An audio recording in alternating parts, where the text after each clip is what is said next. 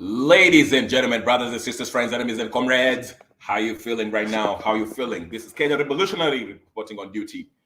All right, I will be here very briefly today, very briefly, because I have to, try to make a video and keep up with my wonderful friends over here who have been watching.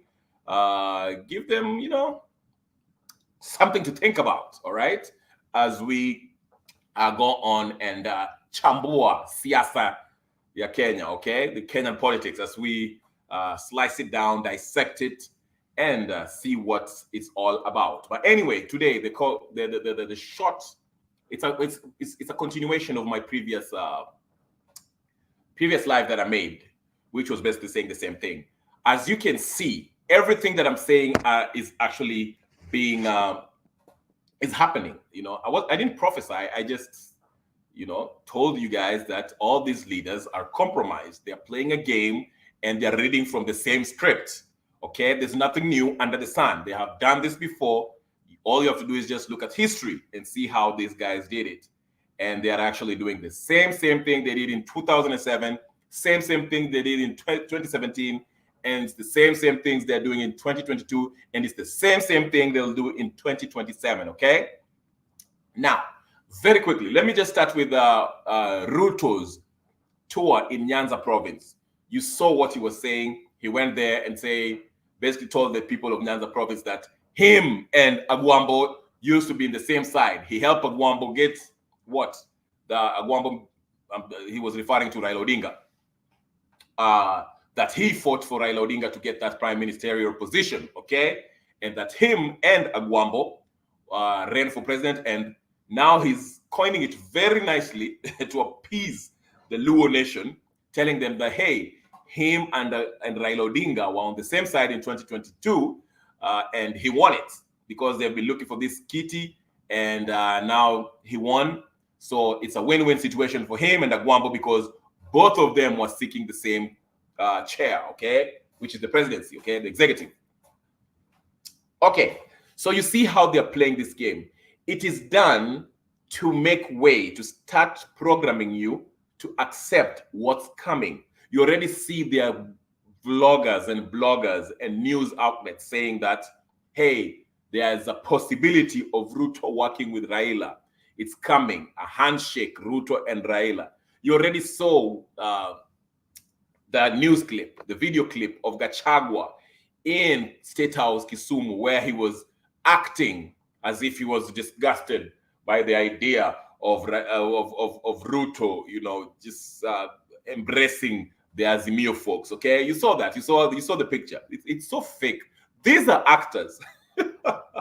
You see that? Again, all this is done to reinforce the narrative that Gachagua is not getting along with Ruto and he will be ostracized. Okay, then when that happens, Raila Odinga and Ruto will come together.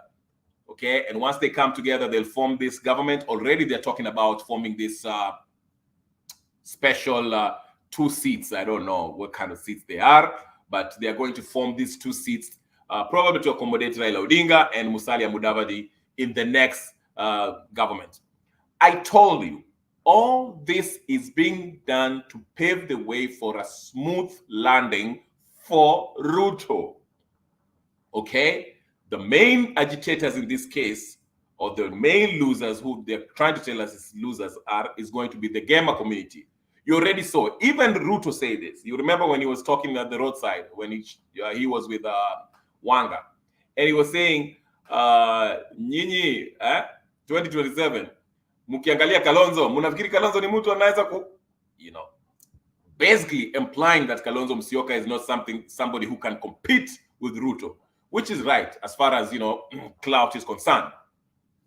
But again, all these things are done to prepare you, predictive programming. They're programming you to accept what's coming, that Raila Odinga will shake hands with Ruto. Then Gachagua, now you can see him is going to join hands with Maina Njenga and Kenyatta and probably lure Mr. Kalonzo to strengthen Gema, because now they want to make it seem like Gema are going to be the losers in this case. They're going to be the guys who are being ostracized. Something that most Luo Nyanza people have always felt out, okay? They've always felt like they were not being taken care of. Now, this time they want to make it seem like the Gema community are the people who are going to go through that, which is a farce, because the losers in this case are the Kenyan population, the Wananchi, the Kenyans who are not part of this political class. I told you before, this is a game. It's a game that's been played. It's a scam that is being ran over and over to pit Kenyans against each other along tribal lines, okay? They divide you that way, make you feel like you're part of government, because now the Luo Nyanza, okay, once Raila Odinga shake hands with President Ruto, most of Raila's supporters will feel like, oh, now we are in government, because they're like, okay, Baba amepata mkate yake, so they'll feel like they're part of government. But in reality is, your economic condition will not change. Price of commodity will still stay high. Cost of living will be high. The dollar will still have more, will go up against the Kenyan shilling. Okay, nothing will change. The losers is the common Wananchi. But to get your mind off the reality, economic realities, okay, to stop opposing Ruto, they'll make you feel like, hey, listen, it's us against them. Us being we the people of a certain community who have their leaders in government versus those who leaders are not in government, so to speak, okay? And you guys fall for the same trap over and over and over again. Again, I would advise people to read this book. I'm rereading it because some of what this guy is saying is exactly what's happening in Kenya. For example, this guy, Mr. John Perkins, who I told you is the economic hitman, he was former CIA guy who worked for World Bank. And he basically said this: World Bank, among its sister companies like IMF, is being run by corporations. It's a network of people worldwide, okay? Corporation, multinational corporation. He calls it a corporatocracy, okay? These are the Coca-Colas of this world, okay? The Vanguard, the BlackRock, okay? These are the guys who run IMF and World Bank, okay? These are the guys who write loans that they know poor countries cannot pay. And guess what they do? They get people like Ruto to sign off into these loans. And once they sign on to these loans, okay, which they know you cannot pay, they will demand that country to do certain things. Let me give you an example. I saw people, people were fighting and arguing and fussing in this, in another platform about the privatization bill. I mean, the argument was in its the fundamentals of the main arguments of the exchange between these folks that were in this certain platform was actually silly, because they were arguing whether Ruto is selling Kenya, because according to this privatization bill, which I did go through, it basically says that any ministry that's not functioning well should let the private companies, private companies to run it for efficiency. And of course, there's this whole debate where people are saying that Ruto is selling the country and all that stuff. Yes. Again, that's why I listen, when we look at what ails Kenya, what is wrong with Kenya, our country, our beloved country, and what's the reason why our leaders are compromised, instead of looking at just individuals, because this is what I see. I see people saying, Baba this, Baba, Baba, Baba, Baba, Baba, infantilization of followers of maybe Raila or Ruto. Let's not focus so much on these personalities, okay? Ruto or Raila. Because yes, these people are compromised based on what their actions. Okay, we know that. But what I would like to urge most people is don't focus on these personalities. Go to the root cause of the problem. Ask yourself this. This is the question you should ask yourself before you debate somebody who is in Azimio or Kenya Kwanza. Why is it that Ruto is taking such actions? Because the argument I get from the Azimio folks is that Ruto wants to control the economy of Kenya. Actually, he wants his companies and his buddies to loot Kenya. While that may be true, there's a deeper reason why Ruto is doing what he's doing. For example, if the country is in debt, like we are, 10 trillion shillings, whatever the case is, owing IMF, does it make logical sense for us to ask for more loans? Okay, because loans are supposed to, according to the constitution, we should be borrow only for development.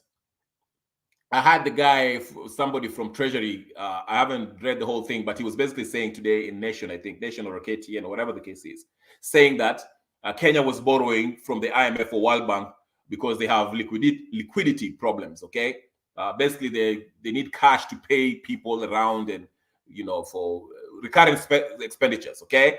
Pay civil servants and all that, whatever. They need that, okay? Because they don't have any money, okay? But again, the constitution says if you borrow, you only have to borrow for development, not for use it for recurrent expenditure, okay? But anyway, what I'm trying to say is this. Instead of looking at these folks as Azimio, Kenya Kwanza, Ruto Kalenjin, Raila Nyanza Province, Uhuru Kenyatta Central, whatever, ask yourself, why are we keep on being in debt and how can we get out? Okay? Why are we giving certain facets of the economy to the Western governments? You see the whole privatization of water in Nairobi. This guy writes about this in his book. He says that. He gives an example of how they did it in Ecuador, how they did it in Panama, how they did it in all these countries. It's the same script. He tells us. That's why I urge you guys, both from Kenya Kwanza and Azimio, read these things. Learn from the people who are involved. I told you, people like Chris Coons, the senator from Delaware. I won't be surprised. He is an economic hitman. That's his job. Why do you think? And I keep on telling you that guy is Raila Odinga's handler. But that's part of the things, part of the game. They get you, they control your economy. Remember, and if you're still doubting me, because I know some of you will be like, oh man, you are a conspiracy theorist. Go listen to Devin D. Go to his timeline. Scroll down to his timeline. He told you Kenya is going through SAPS, Structural Adjustment Program. And where you're under that, there are certain things that you have to do. Basically, IMF and World Bank runs your economy. This guy here, John Perkins, who used to do that, who used to negotiate these deals with several nations that agreed to it, and he said if they did not agree, they were either removed through a coup d'etat or they were assassinated. Okay? Or they were rigged out. Bling, bling, bling, bling, bling, bling. Okay? He says this in this book, John Perkins. Go get the book. And he clearly states, okay, that once these countries come into debt, they're asked to devalue their currency against the dollar. Okay, they take over they basically control the military, they control your economy.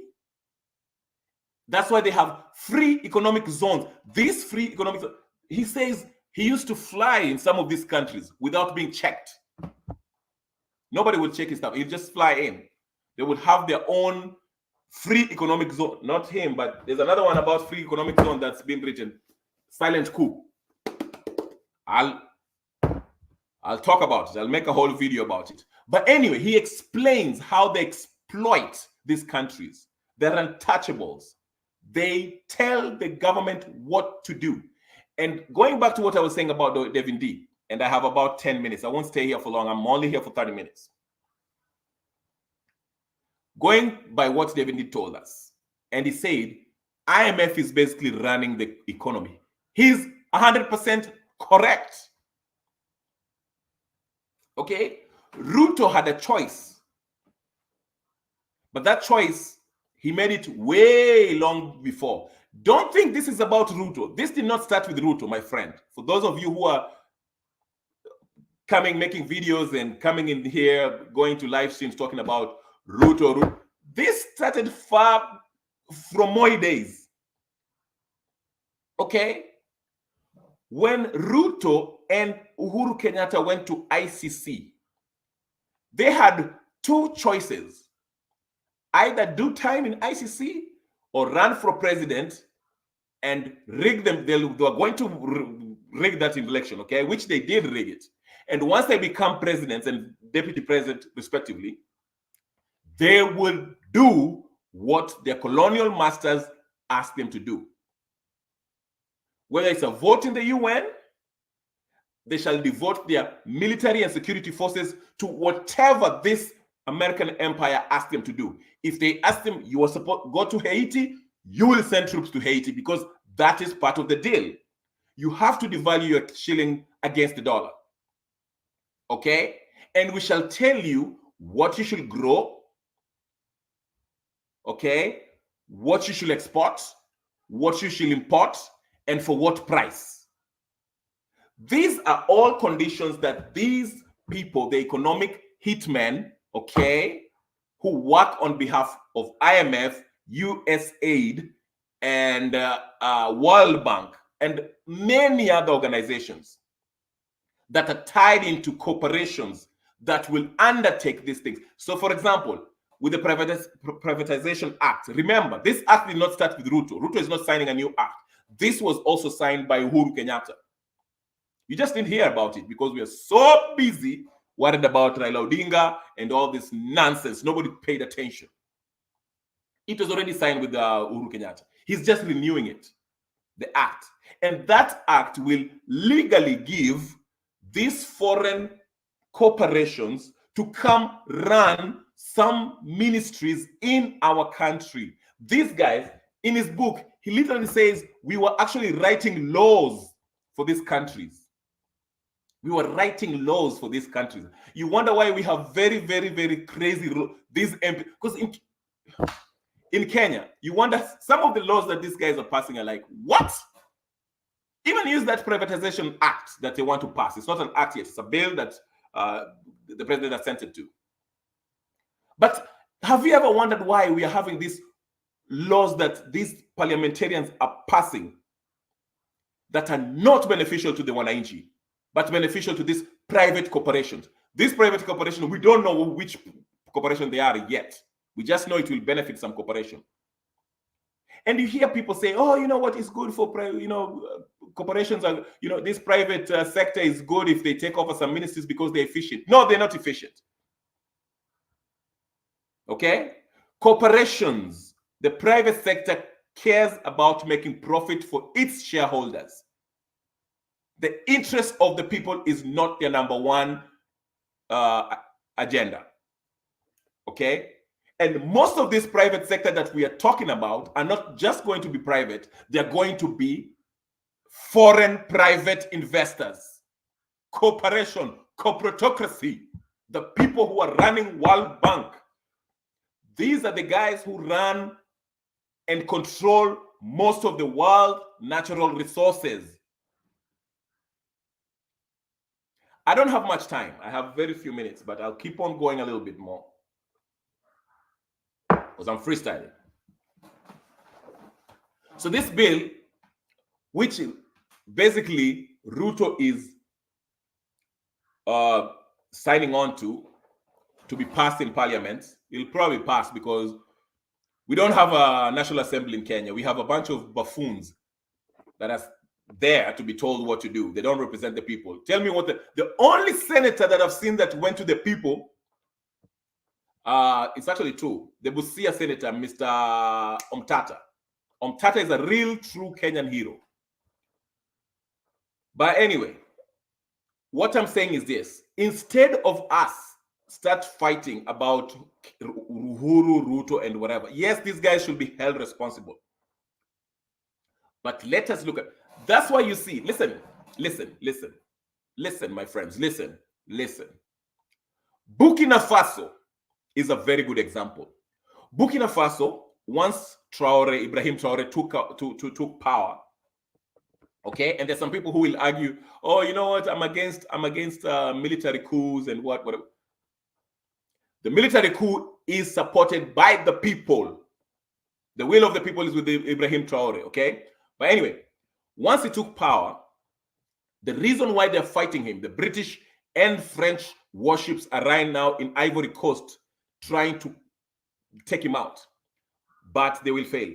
But anyway, the reason why they want him out so bad is because the number one business order that he took, he said he took control of all Burkina Faso's control of the resources. Remember, this is the main reason why our friend Lumumba was killed. Lumumba said, all the natural resources in Congo shall benefit the people. He nationalized everything. And Congo, as we know, it's the richest country in the world, not only in the Africa, as it relates to natural resources. Lumumba, once he became the powerful guy, he became the main guy, the president, the prime minister, he said he will nationalize everything to benefit the Wananchi. And the private sector were not happy with that. The private sector, who are the foreign corporations, they called in the jackals, the CIA, the Belgian whatever, and they took him out. They propped up Mobutu Sese Seko in the military, and to take out Lumumba. The same thing happened with Allende of is it Ecuador? Yes. Is it Ecuador? Not Ecuador. Chile. When they got General Pinochet to turn against him. Why? Because he stood up for the people. Now, in the Kenyan context, because I want to be short, this is why I say Kenyan leaders are very, very, very, they're prostitutes. They're useless, okay? All of them, with exception with a few, like Omtata, okay? Here's it. You see how, when you listen, every time you hear the word privatization of any sector of ministry, of the economy, be very wary, okay? It has happened already, okay? And this is part of the deal. If Ruto was a real Pan-Africanist, a true patriot, he would have said every natural resources in Kenya should only benefit the people of Kenya. Number one. Number two, our shilling shall be in gold standard. Okay, we shall measure our shillings, backing it with gold, which means if you have, let's say, a shilling, you should be able to take that Kenyan shillings to the bank and be given what the percentage of amount of ounce of gold that it is able to buy. Basically, we will measure our currency, our money, Kenyan shilling, with the value of gold. Okay, the gold standard. That is what the BRICS are going to. That's why you see China, India, Russia, they're buying gold. Anywhere that's gold, you'll find them there. Because remember, if Africa decides to back its currency with gold, we can be superpowers overnight. Remember, the American dollar is backed by nothing. But that's why they're forcing countries like Kenya to back their money with their currency. And you see all these BRIC nations. Even non-BRIC nations are dumping the dollar because the dollar is worthless. And that's why you see these guys are very busy sending troops everywhere in the world to force them to back their currency with the dollar. Okay? But anyway, back to Kenya. What I'm saying is this. For you Azimio folks and Kenya Kwanza folks, okay? I know there are people who like to identify themselves as such. And you keep on bleating and gloating about Baba this, Baba that. You're being played. This is exactly where they want you to do. Don't celebrate because you think your leader is in government or we are in government now. There's nothing to celebrate because your condition will not change. They're doing this, creating this, because they know you know, the political class, it is in their interest not to help the wananchi on the bottom to be well educated, to do well economically, because they'll start thinking. And once they start thinking and realize that they're being oppressed, not only psychologically, but economically, and they'll figure out that these political elites are actually colonial puppets.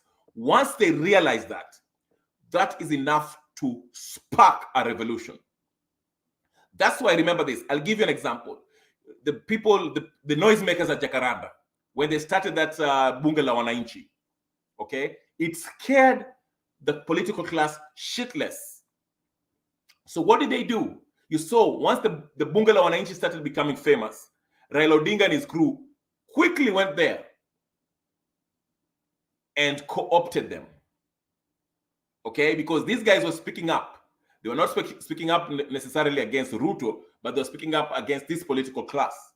But once Azimio went and co-opted them, now they're singing, waxing lyrical every day about the ills that the government is doing. But now you can see they're also changing tones because now they're being controlled by the Azimio side. Okay, so now they're the mouthpiece of the Azimio side. But that's what I'm talking about. The political class, they felt threatened by the rise of the Bunge la Wananchi. So they went and they sent Babu Owinos and Raila Odinga. They went there and pretended that they were sitting to listen to the Bunge la Wananchi while they paid these guys, okay, to co-opt them, throw them something small. Nuru Okanga, buy him, they bought Nuru Okanga a car and build him a house. Selassie built Nuru Okanga a house back home. And now Nuru Okanga is singing the same tune of Azimio. Why? Because he has been co-opted. They are threatened by the fact that this was a grassroots movement from the ground that were dissatisfied with the conditions which they were living in. And they were saying, let us grow our own. Let's nurture our own movement. But they've been co-opted. So you see, anyone that rises from the ground, they quickly try to co-opt that person. They pay him some money and say, hey, listen, now speak for us. And you become part of that. There's no one who stands up for themselves. Okay? So that's the trick. Any leader that springs up, a populist movement that springs up, they quickly get you and tell you, hey, listen, they'll give you some money, buy you a house, buy you a car, make your life comfortable. But in return, you support their cause. Okay? So what is happening is not something that we should be surprised as far as this Ruto and Raila and Uhuru and Rigathi Gachagua nonsense. We all know what they're trying to do. They're preparing you to accept what's coming in 2027. Okay? Lastly, before I finish, I have about 2 minutes. I wanted to mention something about Babu Owino. I want to say that the reason why what's this governor, Sakaja will be the next governor. He'll still win. Okay, he'll win. I'll tell you why. Because these elections are rigged. We know that. When Sonko was rigged Okay? And when Sonko went against Uhuru Kenyatta because they wanted to control Sonko. Remember, Sonko was making all this noise about what was going on. He was like, oh, you know, I have no power, blah, blah, blah. Then Uhuru Kenyatta was not happy about that. Thank you, Brother Benson. Thank you, Brother Benson. There's a friend of the show, ladies and gentlemen. It's a very good channel. If you haven't subscribed to him, go to his show and subscribe. Okay? I will have invited anyone, but I have like 2 minutes and I have to go. But I wanted to make this point regarding Nairobi. Sakaja will probably win. He'll probably rig in. He's not famous. I know a lot of people are saying Babu Owino will win. I'll tell you why Babu Owino will not win. Okay? Now, when Sonko was rigged in because he was running against Miguna and Kidero and what's that other guy? I forgot his name. But anyway, once he got in, like I said, he went against the interest of the cartels of Nairobi. Cartels of Nairobi who are tied into the State House, Uhuru Kenyatta at the time, okay? And they did not like what Sonko was doing. Sonko has a checkered past. They can use that against him. And that's exactly what they did. And they impeached him, okay? Once they impeached him, they brought in the NM, whatever, national military, whatever the case, the body, the general to run Nairobi, which is against the constitution. The military cannot run civilian offices. It was illegal, okay? But they did so. That was like just a red herring because the real control was under State House. Uhuru Kenyatta and his cronies, his cartels, were running Nairobi under this whatever of the general. The general was just there as the face of it. But the people who are really running Nairobi, that's why you see that there was no re-election. They were supposed to have election once he was impeached. But anyway, let's go back. So the reason why Sakaja is going to win is this. Okay? Sakaja is their guy. Sakaja is who Ruto wants in Nairobi. Sakaja is doing everything that Ruto wants in Nairobi. He's his guy. Babu Owino is pretty famous. But this is why Babu Owino will not win.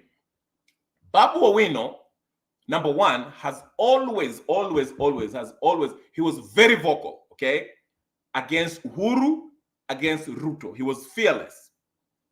But the thing is, now that he's the famous, people are saying he's going to win, they have something against him. The case that he has. And Babu Owino understands this. That's why you saw he made amends with Kenyatta. Because remember, when Ruto came to presidency, the first person that Babu Owino attacked was Ruto, saying that why is it that Ruto has appointed Kenyatta being the first person who had an appointment in this government? If they are really enemies, why did Ruto appoint Kenyatta? Babu Owino said that, and he was like, these people are playing us, okay? But anyway, as soon as he made those pronouncements, Babu Owino's troubles came by. They say, oh, you know what? There's a new charge. We're opening a new charge again on that case, the gun case that he had, okay? They opened that. Then Babu Owino went quiet, okay? Now it has ended. But when we will approach the electioneering period, okay? Again, you'll see that. They'll open that case again. But Babu Owino knows this. That's why you saw last week, he met Uhuru Kenyatta. He was talking somewhere in whatever. He was with Uhuru Kenyatta. He's trying to make peace because the Gema, the cartels that are controlling Nairobi, Uhuru and his body, the business people in Nairobi, they want control. They want to keep Nairobi. That's where they make their money. Okay? And that's why you see Babu Owino was trying to meet with them. But now that Ruto is the president, Ruto wants Sakaja, and he will keep him there. He will rigging is not a problem. I told you. Rigging has been happening in Kenya since its inception as a country.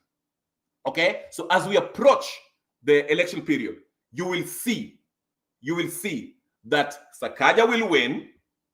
Babu Owino will probably he'll probably drop out before this.